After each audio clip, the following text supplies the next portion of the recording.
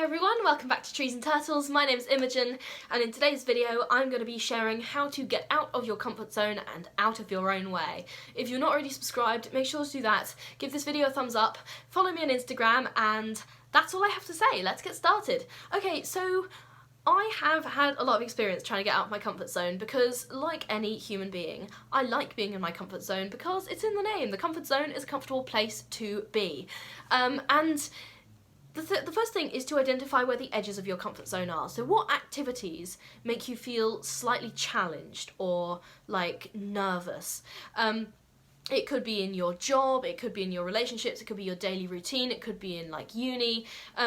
What things make you feel uncomfortable? What things do you avoid? And I'm not talking about trauma, like if you have trauma around something, I completely understand, and I'm not saying you should re-trigger yourself, but I'm saying like what activities make you feel challenged? What make you feel like stretched or like you're not quite sure if you're going to succeed at these things? So a healthy challenge is what I'm talking about. So recognising your comfort zone. Like for me, a big thing that I broke out of my comfort zone in, like physically, was waking up earlier. So when I was a teenager, I say when I was a teenager, like in my very late teens, when I was almost 20, in my late teens, I was at sixth form, and I woke up at 5 AM probably like 90% of the time for 2 years straight. And obviously that was breaking out of my comfort zone to a massive extent, because who the hell wants to get up at 5 AM? Like, especially as a teenager. Not fun, right? But I did it, and I got the grades I wanted to get. So forcing myself out of my comfort zone really sort of built my resilience, but it took a lot of mental discipline and routine and not thinking about it too hard. So set your clear goals. I always talk about this. Set some clear goals, like specific things you can do which are a little bit outside of your comfort zone. As you go on, you can set goals that are further outside of your comfort zone, or a little bit maybe outside of your newly expanded comfort zone. So having a clear direction and a roadmap, that can make you feel more secure about stepping outside of your comfort zone, because you've got some like clear steps you can take as soon as you've like stepped over the boundary, if that makes sense. On that point, I would urge you to start small. So, like, a lot of people, you know, if they're trying to wake up earlier, they'll, like, shift their bedtime, like, 15 minutes earlier and shift their wake-up time 15 minutes earlier, like, per day or per week, or however long it takes you to acclimatise, and that's a sort of a nice way to ease into it. So gradually sort of give yourself new experiences, challenges, and then as you become more comfortable in discomfort, as it were, you can go for bigger things and, like, bolder things. Okay, and the next thing to do is challenge negative thoughts. So you are going to experience some negative thoughts. You're going outside of your comfort zone. Obviously, you're going to experience some negative thoughts. And what you need to do is just pay attention to those, be mindful of them, but don't necessarily believe them. Just ask yourself, is this based on my fears, my assumptions, or are these actually facts? So most of the time, you will find that these things are based on assumptions or like, I don't want to say prejudices, but also like your expectations of how a negative experience is going to be. So basically what I'm saying is don't be scared of bad stuff that hasn't happened, because it probably won't happen. And as someone with anxiety, I absolutely understand this fear, but I'm a work in progress. I'm working on, you know, stepping outside of my comfort zone and learning to reassure myself that things are not going to go as badly as I imagine.